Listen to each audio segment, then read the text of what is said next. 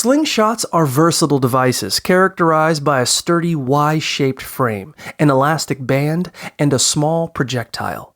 To make one, start by finding a strong piece of wood about 6 to 8 inches long. Dry it out over a campfire or in the microwave, and carve notches at the top of each prong for the bands. For the sling, use any stretchy material, cutting it into 2 equal lengths. Attach the band securely to the notches and create a small pouch from strong fabric to connect to the bands and hold the projectile.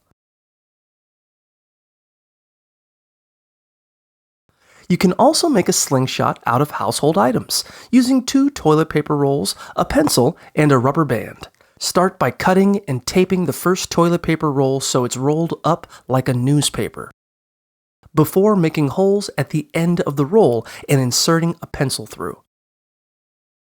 Cut 2 slits on each end of the top of the other toilet paper roll to make flaps, and wrap rubber bands around the flaps and the pencil on each side to connect the rolls.